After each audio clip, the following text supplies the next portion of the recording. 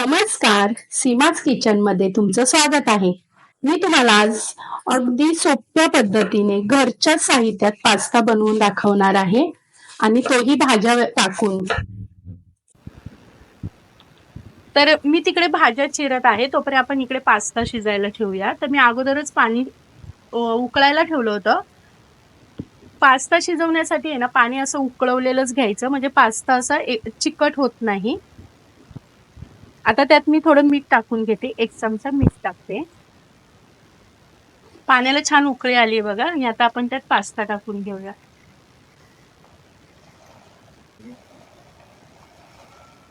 ह्याच्यावरती ना थोडंसं तेल टाकायचं, एकदम थोडं 1 चमचा तेल टाकायचं.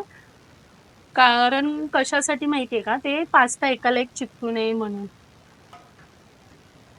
आणि हा माझा आहे ना पाव किलो पास्त्याचं पॅकेट आणलेलं होतं मी, ते भरणीत ओतून ठेवलेलं होतं. तो माझा पाव किलो पास्ता होता. तुम्हाला किती लागेल तसं तुम्ही पास्ता यूज करू शकता. तर हे पहा, माझ्या भाज्या चिरून झाले.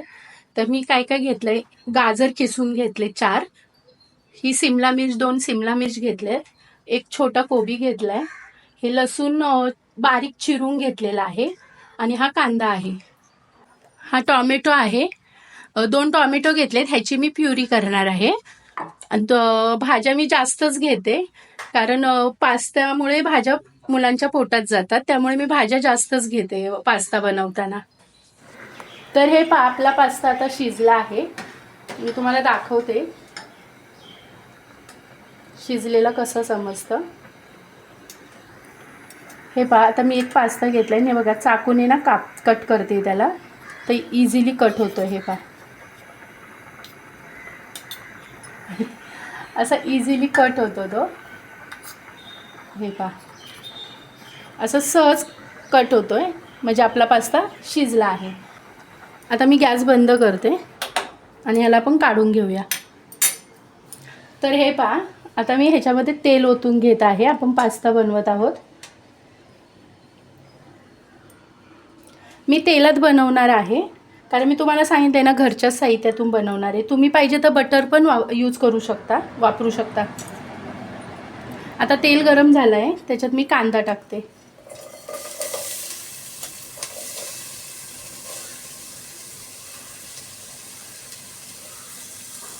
कांदा आणि हा बारीक चिरून घेतलेला लसूण.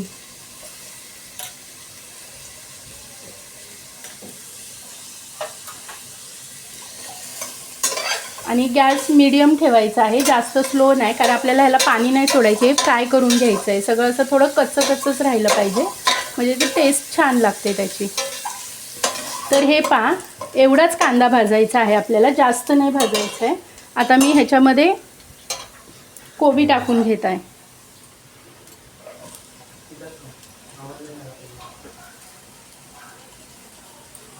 कोबी,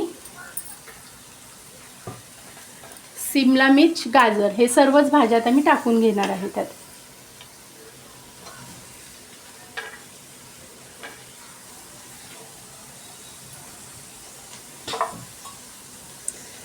आणि त्यासुद्धा मीडियम गॅसवरती चांगलं परतून घेणार आहे. तर हे पहा, मी मिक्सरला हे टोमॅटो वाटून घेतलेला आहे, ते पण ह्याच्यामध्ये टाकते.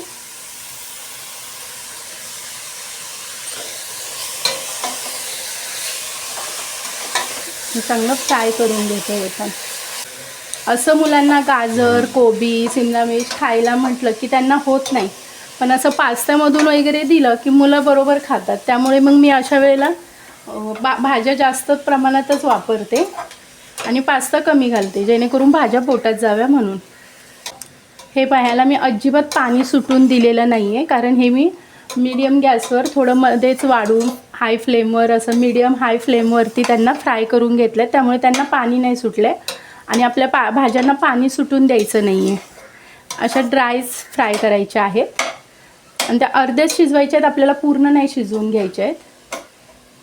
आता ह्याच्यामध्ये मी सगळे सॉस टाकून घेते. हे पहा, मी ह्याच्यामध्ये 1 चमचा लाल तिखट टाकत आहे, घरगुती लाल तिखट टाकत आहे, कारण मी ह्याच्यामध्ये हिरवी मिरची वगैरे काही टाकलेलं नाही आहे, म्हणून टेस्टसाठी 1 चमचा आणि वर थोडीशी लाल तिखट टाकलेला आहे. आणि पास्ता मसाला टाकणार आहे 2 चमचे.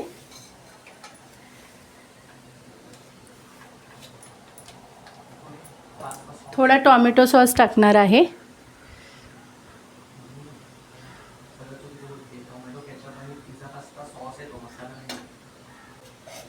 आता हे सॉस आणि मसाला टाकून आपण हे असं हलवून घेऊया. मी ह्याच्यामध्ये पास्ता सॉस आणि टोमॅटो सॉस टाकलेला आहे आणि थोडंसं लाल तिखट टाकलेलं आहे.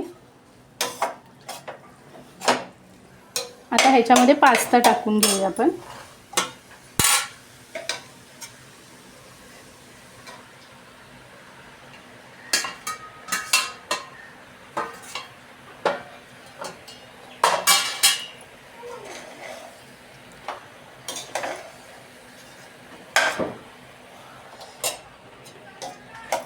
आणि वरून थोडं मीठ टाकूया. पास्ता शिजवताना आपण मीठ टाकलं होतं, त्यामुळे आता थोडंच टाकायचं आहे. तरी मी 1 चमचा टाकते. आपण ते आपल्या चवीप्रमाणे टाका.